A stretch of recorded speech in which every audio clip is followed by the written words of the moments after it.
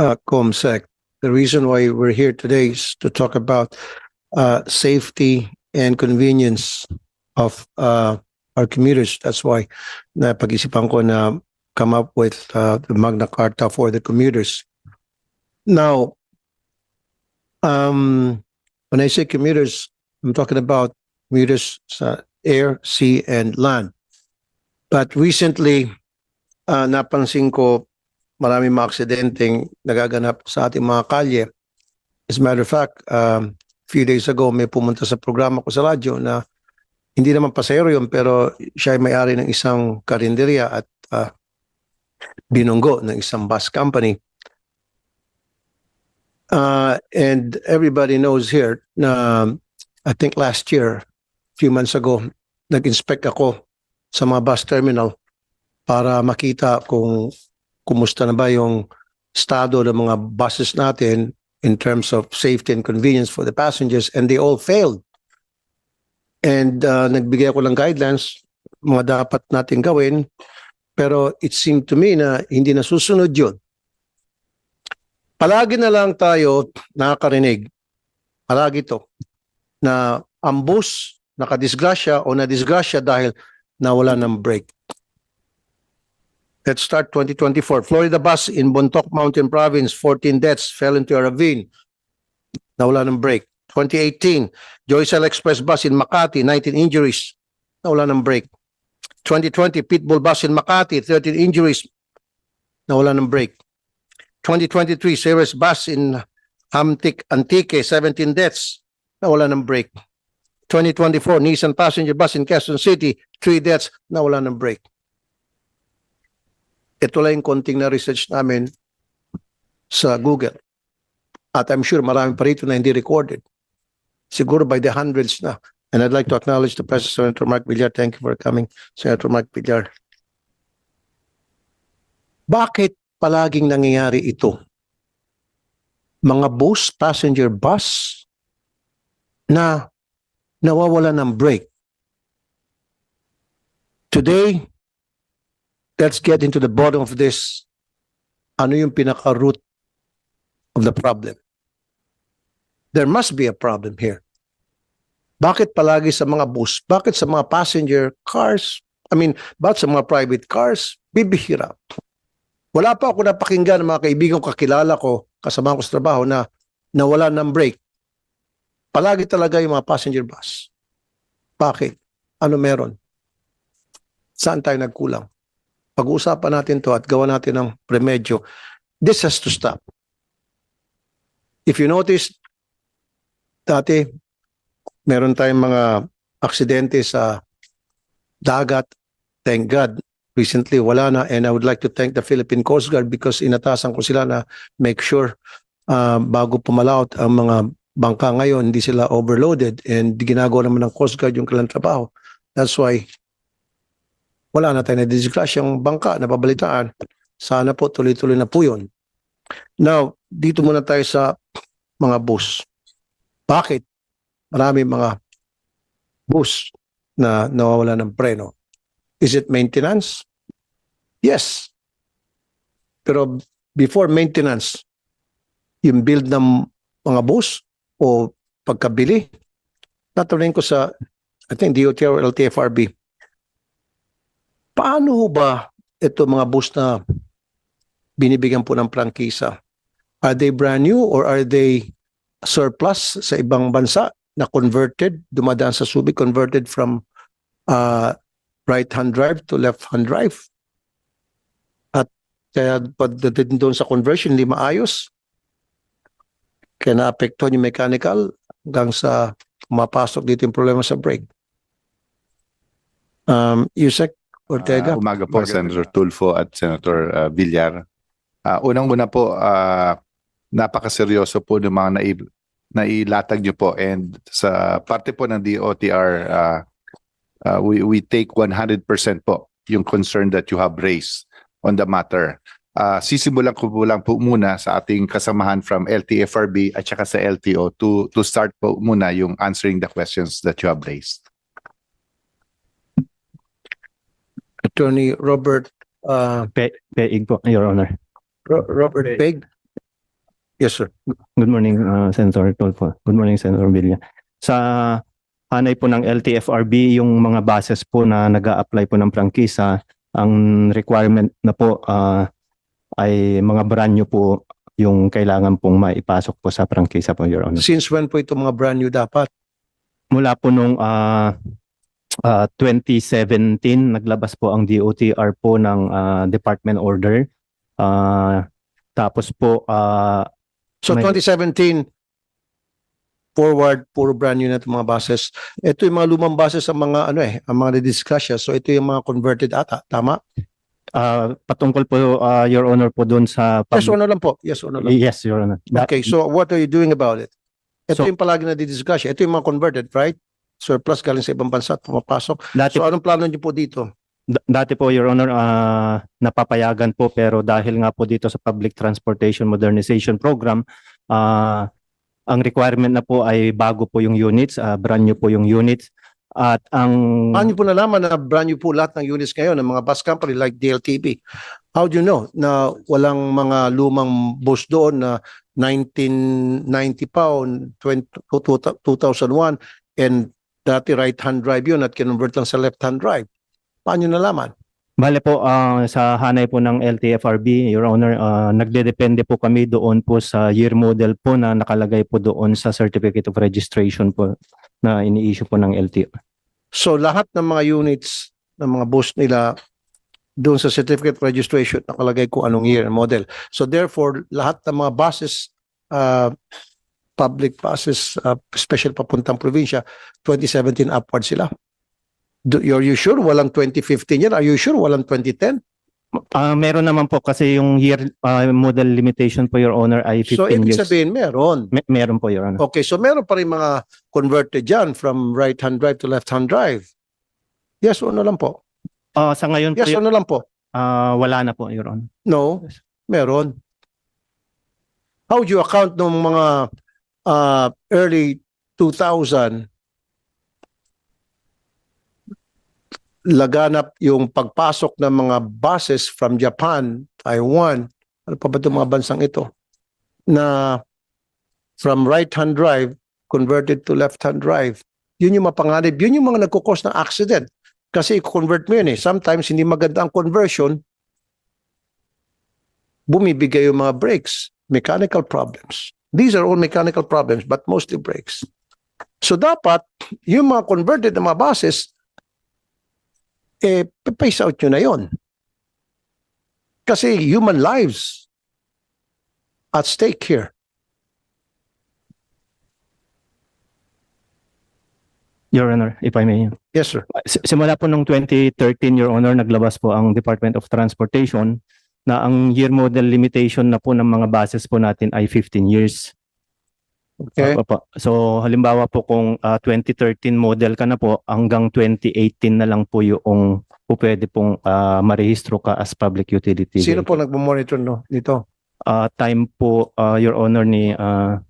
Meron bang strict monitoring para masunod itong binigay niyong kautusan? Yes, Your Honor. Meron naman po dahil yearly po, may tinatawag po kaming confirmation of units kung saan po ito po yung tinatransmit po namin sa LTO na ito po ay covered pa po ng year model limitation at may kaukulang prangkisa po, Your Honor. Okay, then answer me. Kung ganun, bakit ito mga lumang bus? Hindi naman ito yung mga bago, mga lumang unit ng mga bus company. Palagi nagkakaroon ng mechanical problem. Ano po sa tingin yung nangyari? Ano po sa tingin yung naging problema ang dahilan? Dapat by now nakapag-imbestiga na kayo. Dapat nakapagbigay kayo ng mga recommendation, nakapag-pass na kayo ng mga memorandum order para maiwasan itong mga aksidente ito. Sunod-sunod. Every single year, meron at meron na di-discussion na boss at ang dahilan ay mechanical at nawala ng brake. And I don't want to hear this kasi kung talagang ginagawa nyo lang po ang trabaho ninyo lahat, wala tayong mababalitaan na boss na walang brake. And I commend LTFRB and LTO na tuwing undas, full force kayo sa mga bus terminal para mag-inspect. Pero after undas, nagsisitaguan na kayo sa inyong mga lungga. So anyway, go ahead, answer the question. Sino po doon? Ano po sa tingin ninyong reason kung bakit palagi pong nagkakaroon ng problema ito mga lumang bus nawawala ng brake? Siguro po, Your Honor, yung maintenance po, kahit po na yearly po may annual registration po ang ating mga public utility vehicles at kaukulan po doon ay mayroon pong inspection po na ginagawa po ng roadworthiness ng LTO, nagkakaroon pa rin po. So nandun po sa issue po siguro, Your Honor. I don't think so. LTO is not doing their job. Remember nung nag-inspect ako? Kasama ata kayo nun, Attorney Greg, and thank you at sumama ka. DLTV, pudpud yung gulong. Pudpud, as in pudpud. At may pako pa. Totoo yun. Nakita nyo yun eh. Kung hindi ako nag-inspect, papayagan sana bumiyahe yun. Sen Mark, pudpud yung dalawang gulong, mostly pa yung goma, at meron pang pako. Yan ba in-inspect? Tapos overloaded pa, meron pang nilagay pa talagang kahoy kasi pupunuin yung upuan, tapos yung iba lalagyan pa ng kahoy para added passenger. Sana Di ba? Yan bang may inspection? Just imagine, punong-puno yan at medyo yung brake mahina na, disgrasya yan. Yan yung dahilan. So, ibig sabihin, wala tayong ginagawa inspection. Pudpud ang gulong. Ilan pa kaya yung mga provincial buses na bumibiyahe na pudpud ang gulong? Na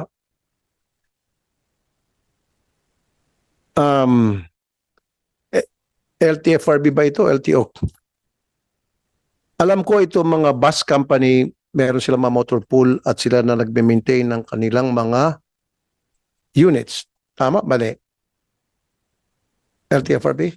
Tama po, Your Honor. Kayo ba gumagawa ng inspection sa mga motor pool na ito to make sure na lahat ng mga mekaniko doon ay certified mechanics? Hindi po, Your Honor. Doon nagka-problema. Ayan na, sinagot mo na yung problema. Kasi nga, yung mga mekaniko sa mga motor pool na hinahire nito mga bus company, hindi talaga mga mekaniko, mga standby lang yan na medyo may alam ng konting pagkumpuni-kumpuni, manginginom, binigyan ng trabaho, mekaniko ka na, hindi nila alam kung paano mag-maintain ng mga buses. That's why from now on, gusto ko kayo sa LTFRB mag-inspect to make sure lahat ng mekaniko sa mga motor pool ng nito mga bus company ay certified. I-certify ng TESDA. From now on, effective immediately. Pag hindi certified, sisibakin yan. At mag-hire ng mga bago. Totally. Ayan na. Sinagot mo na yung problema. Thank you for answering my question. Doon sa problema. Hindi certified yung mga mekaniko. They don't know what they're doing. Pachamba-chamba lang. Yung mga mekaniko, Sir Mark, na may konting experience. Oh, halika rito para makamura, manginginom lang dyan, tambay. Ginawa lang. Mekaniko. Ilagay nyo sa kamay ng mga tambay-tambay lang dyan. Ginawa mekaniko, ang buhay ng daan-daan, libo-libong pasero. So from now on, LTFRB, mag-inspect kayo sa lahat. Lahat. Hindi lamang dito sa Metro Manila, maging sa probinsya, to make sure na lahat ng mga mekaniko sa motor pool nito mga bus company ay certified na mekaniko from TESDA. Now, kapag hindi halimbawa, alam mo, sabihin nila is, Sir, maghahanap pa kami. Shut down muna. Really? Shut down muna. Until such time makahanap kayo ng certified na mekaniko and then yung certified na mekaniko, inspeksyonin bawat unit. Go ahead po, Sir Mark. Salamat, Chairman. At mabuti naman at lumabas itong kakulangan sa LTFRB. Tanong lang, anong pag halimbawa mag-a-apply ng practice, wala bang audit yung bus company regarding the maintenance? Wala bang maintenance audit yung mga bus companies ever? Or meron or kasama ba yan sa regular LTO or LTFRB? Wala po, Your Honor. Hindi pa po na-incorporate po doon. Pero yung nga po, Your Honor, maganda po yung direktiba po ni Senator Tolfo. At least mayroon na po kaming dahilan at hindi na po magpaligoy-ligoy ang ating mga operators na ayaw po kaming papasukin sa kanilang mga motor pools. So maganda po itong pagkakataon po na ito para po sa amin sa LTFRB. Siguro kasama din po namin ang LTO po para maipatupad po itong mga non-certified na TESDA Pero ano ba, pag may renewal ng prangkisa, wala ba kayong required audit bago nila makuha yung prangkisa nila or bago ma-renew? Wala bang procedure para sa safety ng mga bus? Wala po, Your Honor. Thanks, Senator. Yeah, if I may lang po. Go ahead, Kasi Yusek. nasa topic na rin Yusek po tayo Ortega. ng safety, which Yes, is sir. very Yes, sir. important. Yusek. So number one po yung na-mention ni Senator Tulfo, and we are very transparent, wala po sa task ng LTFRB yung pag-check ng motor pool hanggang sa terminal lang po. So I do believe mag-i-issue kami ng guidelines siguro po sa LTFRB para isama na rin po yung pag-check ng mga motor pool po. And if I may, meron lang po akong i-share sa inyong dalawang bagay na inutos po sa amin ni Secretary Bautista.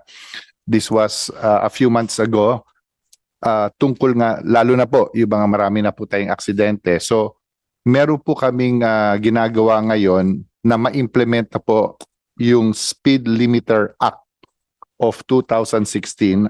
Ito po ay RA 10916, wherein ang mga sasakyan po na malalaki gaya ng truck at saka mga buses po, yun po yung madalas na aksidente, ay sila po ay magkakaroon na ngayon ng obligasyon na maglagay ng isang gadget, which is a speed limiter gadget, para hindi po lumagpas at a certain speed. Sa pagkaalam ko po, ang ilalagay po natin ayon sa batas po to is maximum of 90 kilometers po, which we do believe looks a little mas safe po kesa yung mga nakikita nating aksidente na umaabot ng 100. So ito po, and I have to admit sa inyo po, matagal na po itong batas and it was never implemented. Secretary Bautista has told us to implement po as soon as possible. With this, siguro po magkakaroon tayo ng mas magandang assurance na hindi na po magkaka-aksidente yung mga trucks and buses above this accident.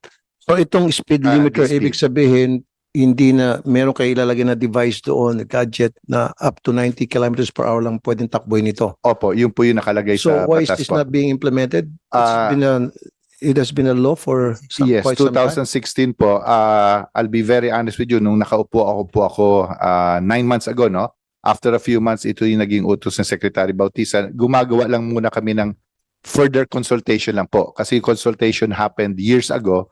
We just want to get the fresh, latest concerns from different stakeholders para when we implement it po, ika nga nakasabay na sa tama po na ma-implement natin. I agree. If I may add lang po, may Yes, isa sir. pa po. Yusek. Matagal na rin po to yung motor vehicle inspection po. Kasi 'di ba po lahat ng sasakyan kailangan po natin dumaan sa mga emission test po, no? Ngunit meron pong isang proseso, meron pong isang fasilidad na masasabi po nating mas angat in terms of safety, at ito po yung mga private motor vehicle inspection centers, no? So ang gagawin po namin dito ay, again, sa DOTR po to, ay magkakaroon kami ng department order, at ito po ay pinapalangkas pa sa level ng DOTR, wherein certain type of vehicles which eventually sa dulo po ng programa, lahat po ay talagang dadaan na sa complete motor vehicle inspection bago po mag-register. Hindi lang po yung emission but yung total check-up para po, again, even though ito more of sa maliliit na sasakyan to, pati yun sa kanila, ma-assure po tayo. Teka muna sir, bakit sa maliit na sasakyan? Bakit hindi bus? Ang ibig, Bus, kasi itong bus ang nagkakatisgrasya eh. kasama po dito yung Usually, mga maliit na sasakyan, bibihira makarinig na aksidente na Yes. walang preno. Kasi these private individuals that own private vehicles, they maintain their vehicle because alam nila ang Yes. nakasakay dyan sila at pamilya nila. yeah. Whereas itong mga buses, itong mga bus driver at mga owners, hindi naman ako nakasakay dyan, sabihin ng mga may-ari ng bus. Ako naman, naka-Mercedes ako, naka-BMW, pakialam ko dyan sa mga bus unit ko. Yeah, just to correct myself, kasi yung speed limiter na assure tayo sa malalaki. So, ibig ko sabihin, sa PMYC, pati maliliit, lahat po, we will have to make sure and we'll be sure. So lahat across the board, lahat, Across the small board and po yun, big. just to correct myself po. Okay, thank So you. dalawang programa po yun and we do hope matulungan niyo po kami sa pag-explain further sa public for this to be implemented very soon. May po. gastos ba yan? Speed limiter, Hindi, ayaw mo yung speed limiter. Okay lang yun kung may gastos siya. yes. Yung sabi nyo, bago magpa-register, Yung motor vehicle inspection, parehong rate lang po yun. Kasi so panibagong gastos yan? pareho lang po. Kung ano yung ginagastos natin ngayon sa pagre-register, pareho lang po yun. Kasama na yon. Kasama na po yun. So hindi ipapataw yon. Wala po. Kasi pag Definitely napapataw, po, yung mga- conscious po Sasabihin tayo. nila, ako will maintain yung masakyan ko. Bakit dadaanan mo ako dyan sa ganung proseso at may bayad? So make sure na walang bayad yun. Conscious po tayo doon and if ever meron, definitely public consultation po kailangan natin doon. No, ayoko na may bayad. Pwede siguro sa mga bus magbayad. Yeah. Kasi may income yun eh. Nag-generate sila ng revenue at yung publiko ang Yes. nagtatangkilik doon. Pero sa mga private, let them take care of their cars.